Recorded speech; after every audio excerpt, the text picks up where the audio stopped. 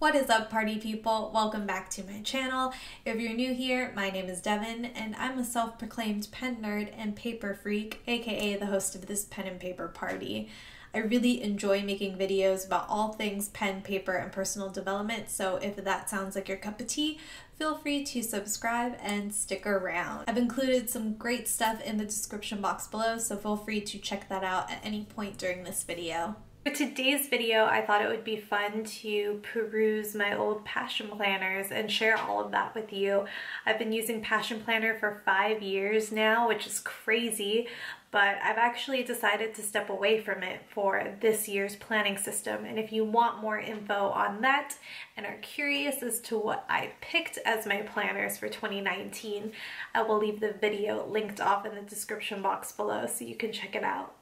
But for this video, we're just going to talk about my old passion planners, and I started using it from the very beginning, so you guys will see the evolution of not only my planning system, but also little things here and there that have been tweaked over the years through Passion Planner's format. Now, I have 4 passion planners here to share with you today, and the reason I only have 4 versus the 5 years that I've been using Passion Planner is because I don't have the very first one that I used. It was one of the larger ones when Passion Planner still came out in 2 different sizes, and I think at that time there was only the one color option, which was the classic black. Angel and I went to high school together, and she was kind enough to reach out to me to ask if I had a passion planner, and if I didn't, that she would love to send me one. So that's how my passion planner journey began. And even though I don't have that passion planner anymore, the memory that is tied with that and all the gratitude that I have to Angel and the rest of her company is still very much with me. So we're gonna jump ahead to passion planner number 2, and I believe that they still only had one color option, which was the classic black, and this is the compact. I'm gonna go ahead and flip through this and just give you some of my thoughts. Again, this was my 2nd year passion planning, and for the most part, the bones of Passion Planner has stayed the same. They do have a quick overview at the beginning of how to set up your planner. You've got your passion roadmap, which they still do today. They have like a breakdown of how you can mind map all of your goals, and they provide a lot of great examples, which I think is great for someone who's first diving into a planning system like this, because it can be a little overwhelming. I mean, your typical planner is usually just the dates, right? You have your monthly spread, your weekly spread, possibly daily spreads. This really allows you to fine tune and hone in on what goals you want to accomplish in the year. So for this planner overall, I stuck with the traditional highlighter and pen, and you can see that towards the beginning, I just filled this thing to the brim, and that's because I had a lot on my plate during that time. This planner served me so well, just because, again, I used it in a very straightforward way. I blocked off all of my appointments and such. I didn't keep up with my monthly reflections, so that, you know, that's always been kind of tough for me, even in the more recent years. But I'm going to be better about doing a monthly reflection this year for sure. I think it's so important, and it's something that I don't want to put off any longer. So this year for me, for this passion planner, was definitely an exciting one. It was actually when me and my husband got married. So it's funny because when really big important things like that happen, I'm either really good about planning or I'll gravitate towards the opposite end of the spectrum, and you'll see like towards the end there are some blank spreads in here. Overall, my planning system here was very straightforward. Like I said, highlighter and pen were my weapons of choice, and it was a great year for me. And it's so nice to still have this passion planner to look back on those memories. All right, year 3 of using the passion planner, I got the gold one, and I want to say that this is the same year they came out with that pretty paradise blue. Let's see, and this was a limited edition from what I can tell on the first page. There was only 5,000 of these made, and I got 1,753. The cover design was by Leslie J. Lee. So that was cool. I think that was their first collaboration with other artists. Again, this passion planner was utilized in a similar format. I used a lot of different highlighters, and the funny thing was I didn't really like those highlighters that I was using. I guess I didn't want to let myself use my nice highlighters until I had finished the ones that I had started using. I don't know, I was just kind of weird like that, and I apologize because I just realized that I forgot to turn my mic on. So I apologize if you notice a difference in the audio. It's because I remembered just now to turn on my mic. I think with this planner, I made more of an effort to check in monthly and do the reflections, but I didn't get to every single one of them. It's okay though, because it was an improvement from the year before. Growing up, I didn't have a natural ability to doodle. I know now that that's very much a fixed mindset and I can learn how to doodle. So I think during this planner, I played a little bit more with simple lettering and just like adding little icons and doodles and such. In December, I think I tried to do a doodle challenge, which was fun. I mean, my doodles are subpar, but it was cool to check in at the end of every day and do it. So I might want to do something like that again. Something that I wanted to make a point of in moving into this passion planner was using all the pages in the back, both the blank and the grid, which I think I did. So pat on the back for that.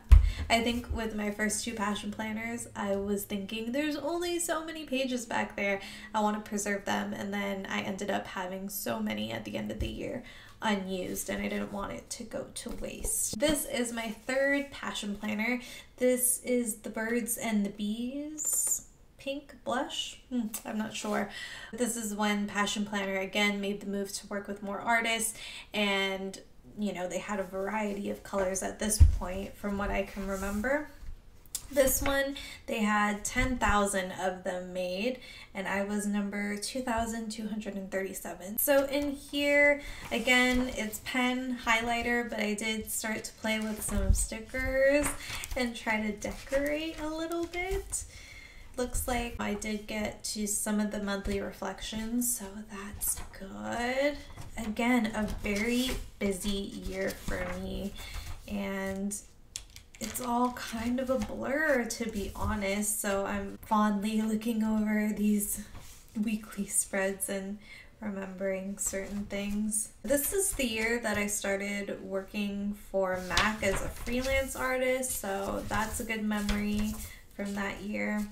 I fell behind on my monthly reflections, so I tried doing weekly reflections at one point just because I didn't want that to go to waste. Towards November, we started to see nicer looking spreads, definitely a lot more color, and then we get to the end of that year.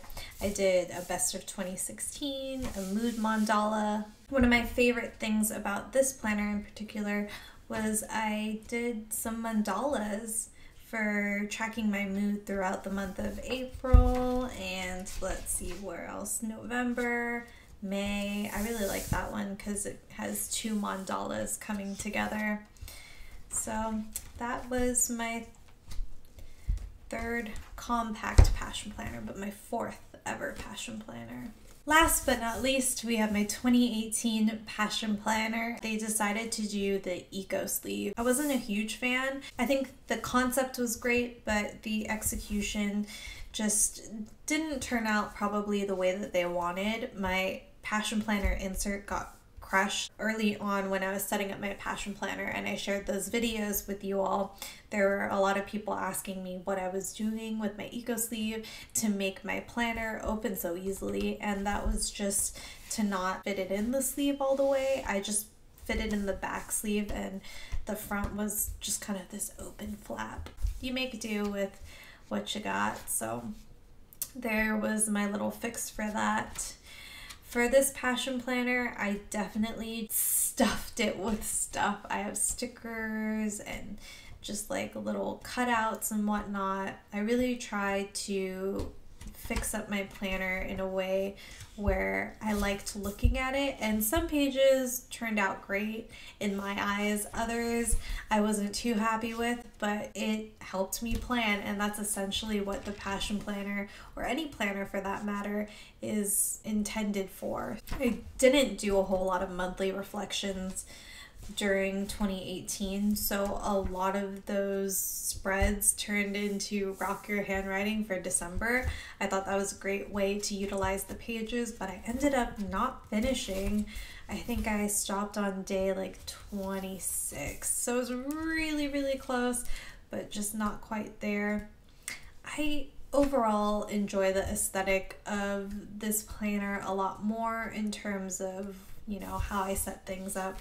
And again, there's some pages that I could have done differently, but overall, aesthetically, I think I set out a goal to make it more pleasing to the eye, and there are some spreads in here where I feel like I definitely achieved that.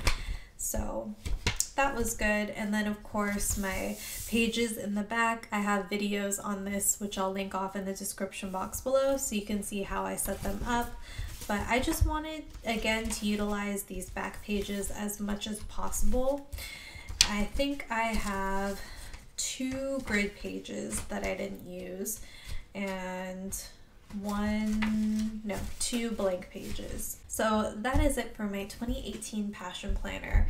That is 4 years of passion planning for the books. All in all, I'm super grateful that I had Passion Planner with me for the past 5 years, helping me navigate through life and deciding what my dreams were and how I was gonna get there. I definitely had a lot of fun going through the different pages and seeing the evolution of my planning style. Again, I'm not using Passion Planner this year, which is an exciting change for me. So if you want to learn more about my planning system for 2019, I'll have it linked off in the description box below, as well as all my other Passion Planner videos that I think you guys might enjoy. If you want some more pen and paper goodness, you guys should hit the subscribe button. I upload videos every Tuesday and Thursday evenings, and I just want to take a moment to say thank you for being patient with me as I spent time with my family over the past couple weeks. It really means a lot, and we should be back to our regularly scheduled program. Thank you so much for watching this video, and I'll catch you guys in the next one. Bye.